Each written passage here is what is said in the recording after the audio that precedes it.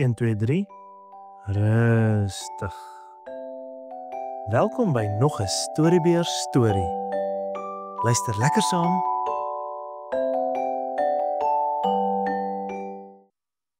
Donald en die groot kaas. Daisy Duck wag gretig vir die president van die Eendburgse kaasfabriek om die beoordelaars se koevert oop te maak. Sy kyk na al die tafels met die heerlike kaasdisse. Daar is omelette, soufflés, pastye en koeke. Die eerste prys in hierdie kompetisie is 'n reis vir 2 na Nederland, die land waar daar meer kaas gemaak word as enige ander land ter wêreld. Fluister Daisy saggies vir Donald. Die president kondig aan. En nou, die interessantste, verbeeldingrykste kaasresep was die windmeel kaaskoek. En die wenner is Daisy Duck. Die klomp kaasliefhebbers klap hande. Daisy, jy het gewen, roep Donald bly. Op die vliegtuig het Daisy en Donald baie tyd om oor al die wonderlike dinge wat hulle in Nederland kan sien en doen te gesels. 'n Baie aantreklike toergids, Hans, ontmoet vir Daisy en Donald toe hulle in Amsterdam aankom. Amsterdam is die hoofstad van Nederland. Hans glimlag vir Daisy toe hy haar hand skud. Donald staan maar net en kyk. Miskien gaan dit alles nie so vlot verloop soos ek gehoop het nie, dink hy. Ons begin die toer met 'n bootreis in die pragtige stad Amsterdam, sê Hans. Dit klink lekker, antwoord Daisy opgewonde. Terwyl hulle in die kanale ry, wys Hans vir Daisy al die belangrike besienswaardighede. Donald sit en luister na alles wat Hans vertel. Hy probeer aan iets interessant dink wat hy vir Daisy kan vertel. Iets wat Hans nie alreeds weet nie. Donald wens hy het sy gidsboek beter gelees. Na die bootreis vat Hans vir Daisy en Donald na 'n straatstalletjie toe om iets te eet. Hulle koop 'n rou haring met gekapte eie, 'n gunsteling dis in Amsterdam. Daisy dink dis heerlik. Donald kry nie kans om sy haring te proe nie. Dit glip uit sy hand en beland op die grond. Op pad na een van die plaaslike museums neem Hans vir Daisy en Donald na 'n klein winkeltjie toe waar daar nog oudtydse Hollandse houtklompe gemaak word. Die skoenmaker hol 'n blok hout uit, verduidelik Hans. Daarna versier hy die klompe met verf. Die houtklompe is in die ou dae gemaak om die boere te help om deur die modderige lande te stap. Die meeste mense in Nederland dra nie eintlik meer houtklompe nie, maar hulle is eintlik baie gemaklik en prakties vir ons nat weer. Hans stap op en af van die winkel met sy houtklompe en wys vir Daisy en Donald hoe gemaklik die skoene is. Toe help Hans vir Daisy om 'n paar aan te pas. "O, ek is mal oor die klompe," roep Daisy uit. "Donald, kom ons koop vir ons albei 'n paar." Donald kies 'n paar wat 'n nommer te klein is. Toe hy hulle eers aangetrek het, kan hy hulle nie weer uittrek nie. Hy wil nie hê die ander twee moet dit agterkom nie. Hy besluit toe maar om die klompe te dra tot hy aan die plan kan dink om hulle van sy voete af te kry. Toe hulle by die skoenwinkel uitstap, neem Hans vir Daisy en Donald na die Stedelijk Museum toe. Hans wys vir hulle die skilderye van die beroemde Hollandse skilder Vincent van Gogh. Hans is nie die enigste persoon wat iets van kuns af weet nie, mompel Donald vir homself. Ek sal hom wys. Donald stoot sy bors uit en lig sy metgeselle in dat hy waardevolle kunswerke ken as hy dit sien. Kyk na hierdie lieflike voorbeeld van moderne beeldhouwerk, begin Donald. Maar voor hy verder kan uitbrei, kom 'n opsigter om die vullisdrom of Donald se beeld skoon te maak. Donald sien Daisy begin giggel, maar Hans draai weg sodat Donald nie kan sien dat hy lag nie. "Voel julle nie lus om in die platteland te gaan fietsry nie?" vra Hans vir Daisy en Donald. "Fietsry is 'n baie gewilde tydverdryf in Holland." "Wonderlik, Hans," roep Daisy uit. Donald dink ook 'n oomblik na. Donald kan fietsry. Hy kan baie goed fietsry. Hy sal vir Daisy wys. Al weet hy nie so baie van kuns nie, is hy seker dat hy beter as Hans fietsry. Na 'n rukkie ry die drie deur die Hollandse platteland. Hulle ry verby velde en helder kleurige tulpe. Hans is natuurlik 'n uitstekende fietsryer. Hy ry sonder om aan die stuur vas te hou en buig galant af om vir Daisy 'n bos tulpe te pluk. "O, Hans," sê Daisy dankbaar terwyl sy blosend na die sagte blomme kyk. "Liewe aarde, wat nog?" mompel Donald vir homself. "Is daar enigiets wat hierdie kerel Hans nie goed kan doen nie?" "Dis glad nie so moeilik nie," dink Donald. Hy buig vorentoe en probeer om ook vir Daisy blomme te pluk. Hy kry dit sowaar amper reg, maar sy houtklompe gly per ongeluk van die pedale af. Donald se fiets vlieg deur die lug en arme Hans en Daisy ook. Daisy en Hans val bo op die tulpe en die fietsse. Donald land op 'n baie verbaasde koei se rug. Donald hou skamerig sy gebreekte bos tulpe uit na Daisy. Maar sy is te besig om haarself te probeer regryk om Donald of sy tulpe raak te sien. "Miskien moet ons eers 'n bietjie rus, my vriende," stel Hans voor. "Daar is 'n paar wonderlike windmeulens wat nog in gebruik is. Kom ons gaan kyk na hulle." Donald strompel agter Daisy en Hans aan.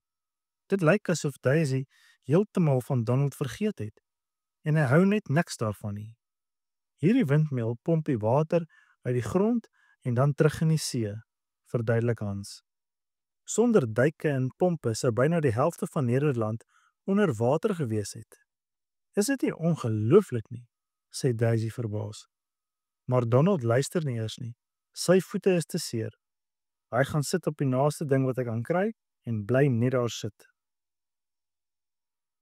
Donald probeer dink hoe hy Daisy se aandag kan trek, maar hy is so diep in gedagte dat hy nie agterkom toe die een arm van die windmeul onder sy kraag vashak nie. En nog voor hy kan skree om hulp, lig die windmeul se arm hom hoër en hoër in die lug op. Toe val arme Donald in die waterwiel en beland in die kanaal. Hierdie waterwiele stoot water deur die kanale na die volgende windmeul wat koring maal tot dit meel is, verduidelik Hans verder. "O, ek verstaan," sê Daisy terwyl sy na die water kyk en haar kop skud. Skielik sien sy iets bekend in die kanaal val. "O, liewe land, Hans, dis Donald," sê Daisy terwyl sy na die kanaal wys. "Wat vang hy nou aan?" Nat en uitgeput klim Donald uit die kanaal uit. "Dis mos nie nou die tyd of die plek om te swem nie, Donald," raas Daisy. "Dis ongeskik om sommer sulke goed te doen. Jy mis alles wat Hans sê," fluister sy vies. Intussen verduidelik Hans hoe die koringmeel wat in die meel gemaal is in die ou dae baie melkkoeie dwars deur die land kos gegee het. "Ek wil nie hoor wat Hans te sê het nie," fluister Donald terug. Hy is nou net so kwaad soos sy, maar Daisy hang weer aan Hans se lippe. Sy hoor nie eers vir Donald nie. "Ek seker al daardie spekvet melkkoeie is die rede waarom daar so baie ryk melk is vir die heerlike Edam en Gouda kase waarvoor die Hollanders so bekend is," merk Daisy op. "Net so," roep Hans uit. Hy vat Daisy se hand en gee dit so 'n drukkie. Daisy bloos. Dit raak nou net te veel vir Donald. Hy kan mos hier staan en kyk hoe Hans Daisy se hand vat, nie? Maar skielik kan Donald nie beweeg nie. Sy stertvere sit tussen die draaiende meelstene vas. Maak nie saak hoe hard hy trek nie, hy kan nie loskom. Donald word opgetrek verby die katrol wat die sakke meel tot bo op die meele trek. Een van die hakke hak aan Donald se hemp vas. Hy het nie 'n keuse nie. Hy moet hulp kry. Van alle mense moet hy vir Hans roep. "Gou, ons moet hom red," roep Hans vir Daisy terwyl hy by die windmeul se trappies ophardloop. Daisy hardloop agter Hans aan. Hans gryp die meelsak en hou dit reg om Donald te vang voordat hy in die skag wat na die meelstene onder die meele lê afval. "Hoe kan jy so onverskillig wees?" raas Daisy. Donald kan haar nie antwoord nie. Hy weet hy moet dankbaar wees dat Hans hom gered het, maar hy voel te verleë om behoorlik dankie te sê. "Dit kan met enige gebeur, Daisy," sê Hans sag. Hy is te beleefd om Donald nog slegter te laat voel. Ek dink ek het vir 'n oomblik genoeg van windmeulens gehad, sê Hans beslis. Ek weet net waarheen ons nou moet gaan. Daar is 'n klein Delft pottebakkery winkeltjie hier naby. Dan kan ons moe voete 'n bietjie laat rus. Of hoe, Donald? Sê hy simpatiek. Donald knik sy kop effens. Hy is nie seker of Hans met hom die gek skeer of nie. En die houtklompe druk sy arme voete baie seer. Toe hulle by die winkel kom, pyn Donald se voete behoorlik. Terwyl Daisy 'n teepot koop, probeer Donald die houtklompe uittrek. Hy trek kliphard aan die een skoen. Sy elmboog stamp aan 'n duur blompot. Dit begin kantel en val van die rak af. Net voor die pot op die vloer val, gryp Hans dit. Hy lag nie vir Donald nie. Hy sit net sy vinger op sy lippe en wink vriendelik vir Donald. En hy sê niks vir Daisy van die voorval nie. Donald begin oor Hans wonder. Miskien is hy nie so 'n slegte ou nie, dink Donald terwyl hy na 'n beter plek soek om sy ander skoen uit te trek. Toe hulle by die pottebakkery winkel uitstap, kondig Hans aan dat hy 'n spesiale verrassing vir Daisy en Donald het. Hy neem hulle na die dorpie Gouda toe. Die dorpie is bekend vir sy wonderlike kase. Soos Hans dit beplan het, kom hulle net betyds daaraan vir die fabriek se viering van sy 200-jarige bestaan. Trots wys Hans vir Donald en Daisy waar en hoe die kaas gemaak word. En nou is dit tyd vir die partytjie, sê Hans opgewonde vir hulle albei. Daisy kan nie wag nie. Donald weet nie mooi hoe hy daaroor moet voel nie. Al die toeskouers klap hande en juig toe die trotste kaasfabriekwerkers die wêreld se grootste Gouda kaaswiel uitrol. Maar die wiel is so groot dat die werkers nie die glibberige wasomhulsel kan vashou nie. Die reuse kaas begin by die bult afrol. Almal gee pad behalwe Daisy wat op die hobbelrige sypaadjie gly. Sy struikel en val reg voor die reuse kaas in wat aangerol kom.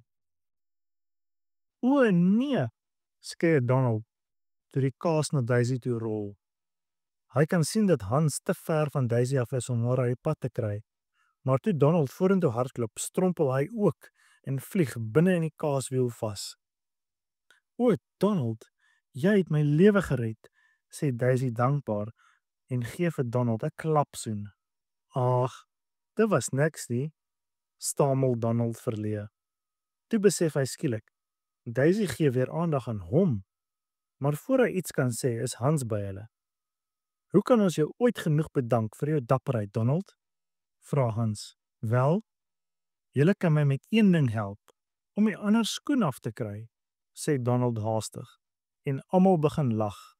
Donald ook. Fluit, fluit, my storie is uit.